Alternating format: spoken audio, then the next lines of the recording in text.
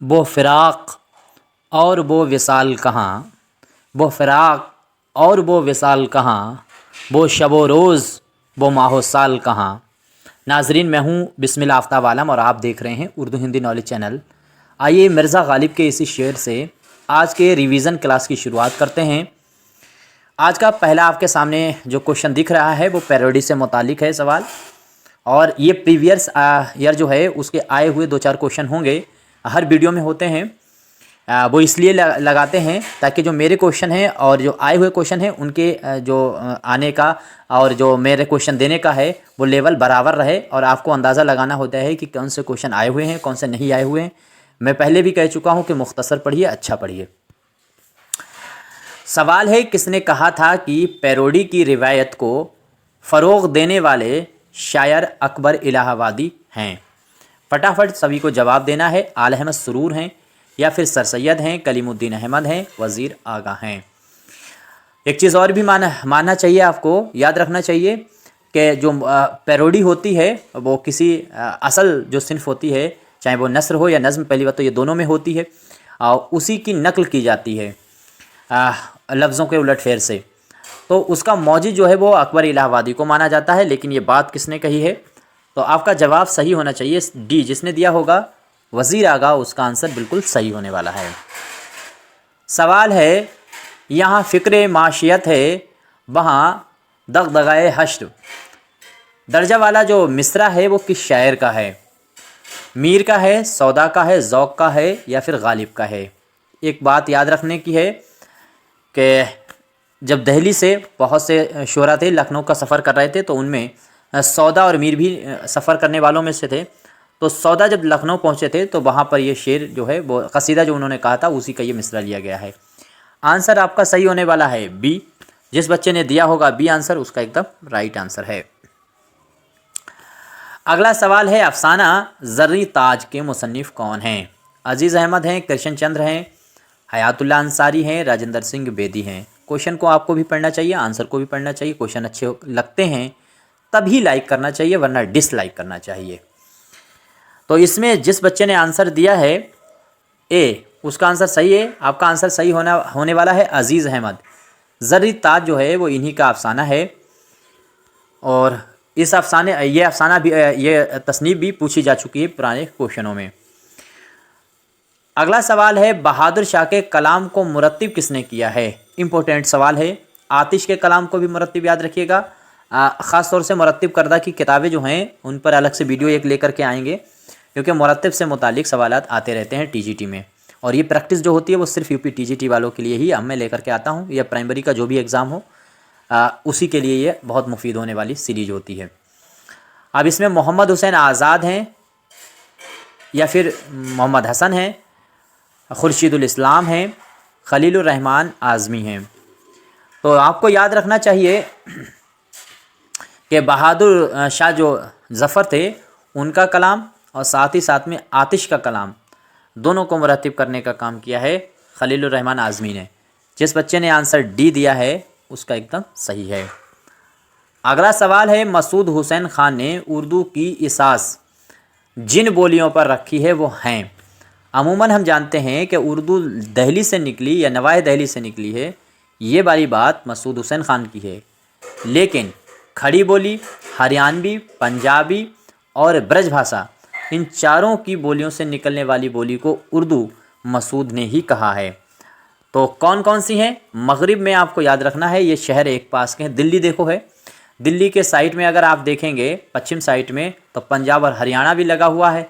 खड़ी बोली जो है वो अपने इधर क्या कहते हैं मशरिक साइड में बोली जाती है, और मथुरा वाला जो इलाका है पश्चिम दक्षिण का, उस इलाके में जो है वो ब्रज भाषा बोली जाती है मथुरा में। तो आपको इस पूरे इलाके को इन्होंने, मसूद हुसैन ख़ान ने उर्दू की बोलियां, इन बोलियों से निकलने वाली बोली को उर्दू कहा है।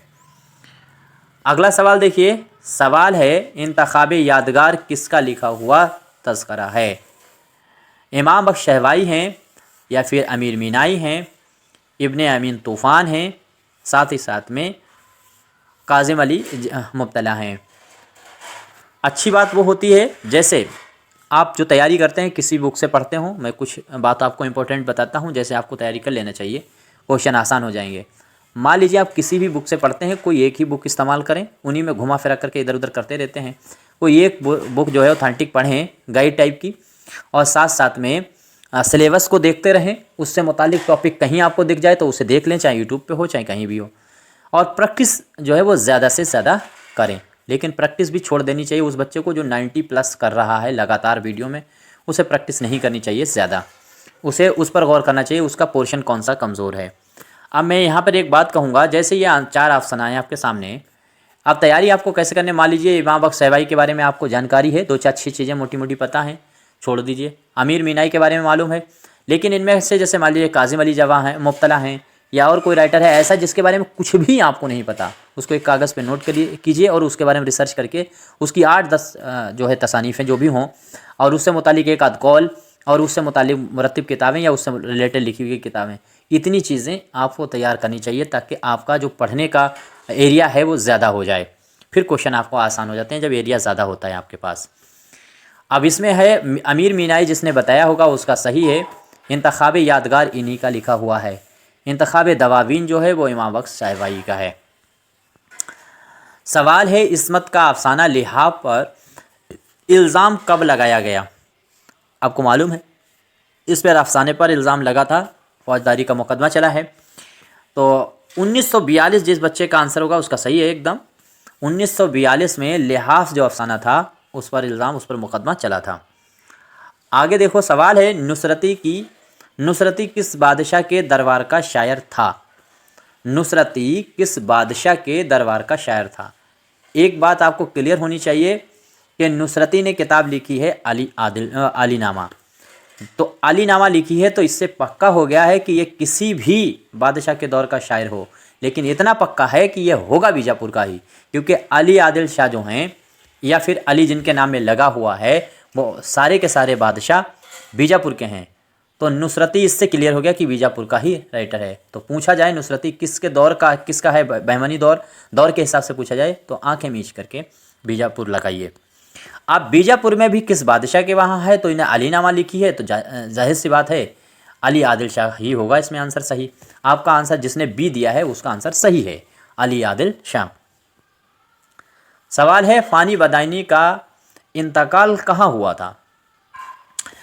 आपको याद रखना, फ़ानी का इंतकाल हो, रतन नासर शाह का इंतकाल हो, फ़रतुल्लाह बेग का इंतकाल हो, ये सारे इंतकाल जो हुए हैं वो दक्षिण में हुए, और आपका आंसर जिसने दिया होगा दक्कन, उसका आंसर बिल्कुल सही है। देखिए, कोई मशवरा है तो मुझे ज़रूर बताइएगा। 63 86 492 279 ये मेरा नंबर है। इस पर आप कोई क्वेश्चन गलत होता है तब भी बता सकते हैं, कोई मशवरा देना चाहते हैं तब भी दे सकते हैं। और यही वो नंबर है जिसके ज़रिए आप मेरे व्हाट्सएप ग्रुप से जुड़ सकते हैं, जहाँ पे क्वेश्चन आप अपने डाल सकते हैं, बच्चे और भी क्वेश्चन डालते रहते हैं, तो एक दूसरे को जवाब देने में आपका डिस्कस होता रहेगा। असगर गोंडवी का असल वतन कहाँ था? लखनऊ है, गोरखपुर, इलाहाबाद या फिर मुरादाबाद? फटाफट जवाब देने की कोशिश कीजिए। तो जिस बच्चे ने, देखिए गोंडवी जो हैं या तो ना तो ये पैदा गोंडा में हुए हैं और ना ही इंतकाल इनका गोंडा में हुआ। इन्होंने अपना ज़िंदगी का जो वक्त है वो वहाँ पर गुजारा है, इसी गुजारने की वजह से ही गोंडवी लगाते हैं नाम के आगे। आपका आंसर जिस बच्चे ने दिया है डी उसका आंसर सही, बी जिसने दिया है उसका आंसर सही है। आंसर आपका सही होगा गोरखपुर।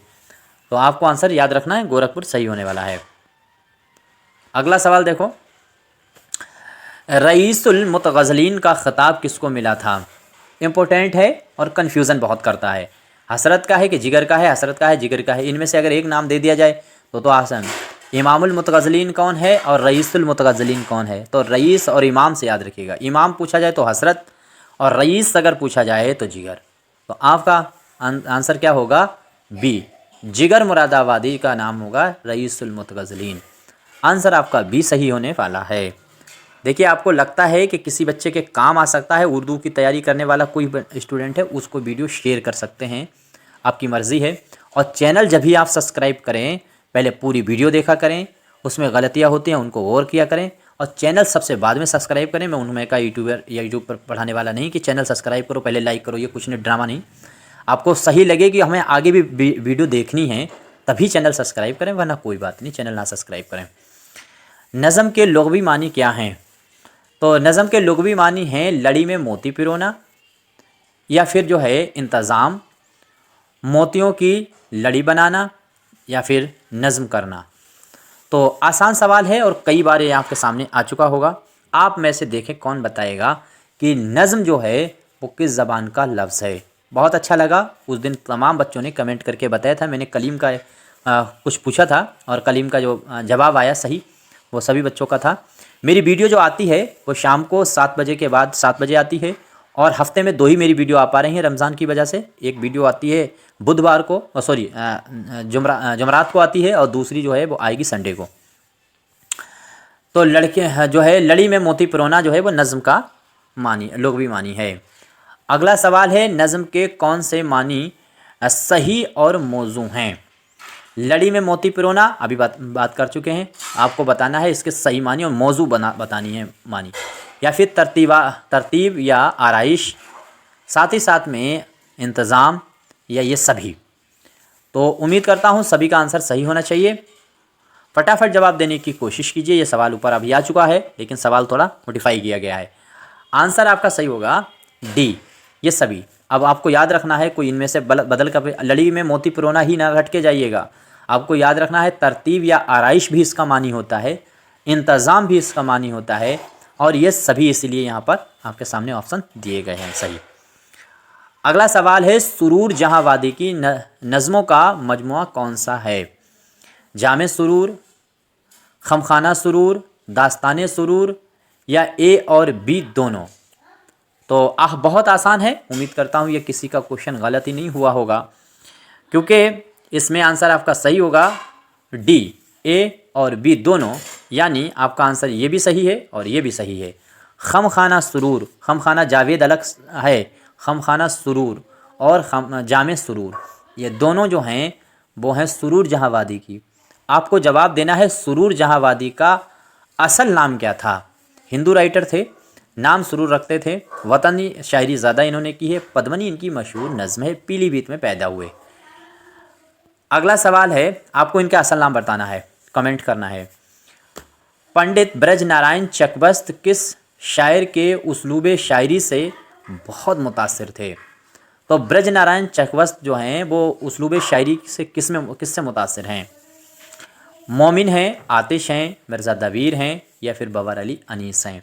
इनके बारे में कहा जाता है कि ब्रज नारायण चकबस्त का कोई बंद मरसिया में अनीस की मरसिया में मिला दे जाए तो पता नहीं चलेगा कि किसका बंद है।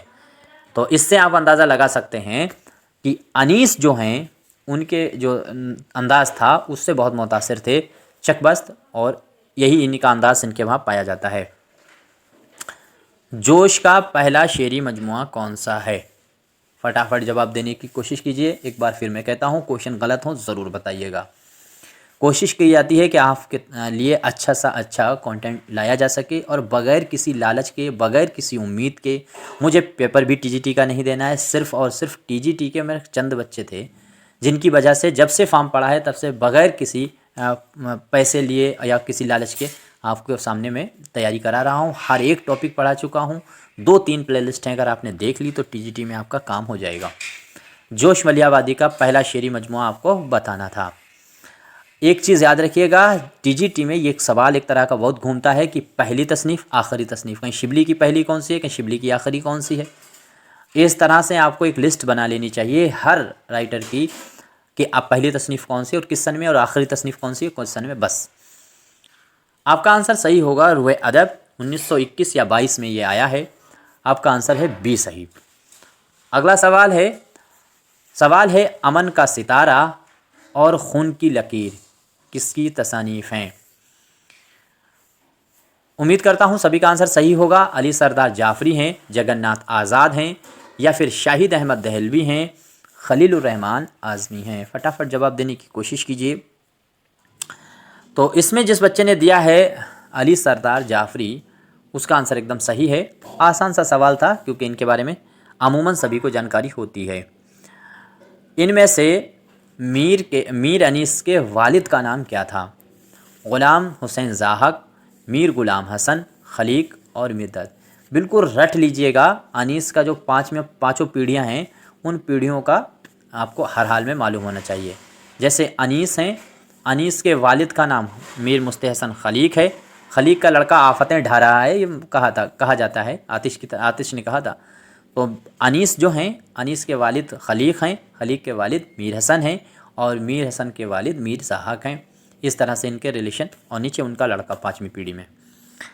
अगला सवाल है, वतन परस्ती की शायर की नज़म का मौजू था। तो वो कौन सा शायर है जिसमें वतन परस्ती का मौजू है? ये थोड़ी देर पहले मैंने बात की है। क्या चकबस्त हैं, आलम सुरूर हैं, या फिर सुरूर जहांवादी हैं? सॉरी, आलम सुरूर कहाँ, चकबस्त हैं, अल्लामा इकबाल हैं। सुरूर जहांवादी हैं, नदा फाजली हैं। तो इसमें आपको याद रखना, वतन परस्ती का जज्बा देखो चकबस्त के वहाँ भी है और इकबाल के वहाँ भी है, लेकिन सबसे ज़्यादा जो मोहब्बत करने का काम किया है वो सुरूर जहांवादी ने किया है, वतन परस्ती का काम। तो आपका आंसर बी सही होना चाहिए। सवाल है, अकबर इलाहाबादी का पूरा नाम आपको बताना है, क्या है? सैयद अकबर अली, सैयद अकबर हुसैन रिजवी, अकबर अली रिजवी, या फिर अकबर ख़ान? अकबर इलाहाबादी का असल नाम बताना है। बहुत आसान सा सवाल है, सैयद अकबर हुसैन रिजवी। तो उम्मीद करता हूँ आंसर आपका सही होगा, सैयद अकबर हुसैन रिजवी, यानी आपका आंसर सही होगा बी। एक बात मैं नहीं समझ पाता हूँ कि सैयद एक जो लक़ब है लगाया जाता है, पता नहीं, हालांकि कमेंट में नहीं कर रहा। अकबर के से पहले सैयद लगा मिलेगा नामों में अमूमन, मोहम्मद से पहले सैयद लगा मिलेगा, अली से पहले सैयद लगा मिलेगा। मेरे समझ में ये नहीं पता चल आ पाता है, अकल में नहीं बैठ पा रहा कि अकबर ज़्यादा बड़ा है नाम या फिर सैयद बड़े होते हैं, अली बहुत बड़े हैं या फिर सैयद बड़े हैं, मोहम्मद साहब बहुत बड़े हैं या फिर सैयद सबसे बड़े हैं। क्यों लगा लिया जाता है ये हमें भी नहीं पता, आपको किसी को पता है ज़रूर बताइएगा। बहरहाल अपनी जात को दिखाना नहीं चाहिए। इसमें उम्मीद करता हूँ सभी का आंसर सही हुआ होगा बी। ऐसे सामाजिक मुद्दे के मेरे सवाल होते रहते हैं, लोगों को बुरा लगता है, कोई फ़र्क नहीं मुझे पड़ता। दर्जा झेल में से सवाल खड़े करना चाहिए, यह आपका अधिकार है। दर्जा झेल में से कौन सा शायर तंज़ निगारी के लिए मशहूर है? पतरस, कन्हैयालाल कपूर, अकबर इलाहाबादी, या फिर सज्जाद हुसैन ताडर? इसमें आपका आंसर सही होने वाला है। उम्मीद करता हूँ जिसका भी सही हुआ होगा सी। सी जो है वो आंसर सही होना चाहिए, अकबर इलाहाबादी। तो इसमें जिसने बच्चे ने सी आंसर दिया है उसका एकदम सही होने वाला है। अगला सवाल है कि शायर ने अपनी शायरी में जा वजा सैयद, यहाँ पे जा वजह होना चाहिए, गलत लिखा है, अपनी शायरी में सैयद लफ्ज़ का इस्तेमाल किया है।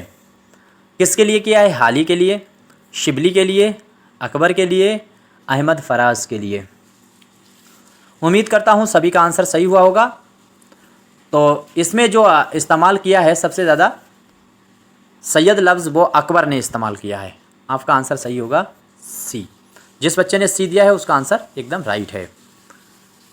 अगला सवाल है, दर्जा झेल में से किस शायर का दीवान सफ़र में चोरी हो गया था? मोस्ट इम्पोर्टेंट क्वेश्चन है, सही से जवाब देने की कोशिश कीजिए।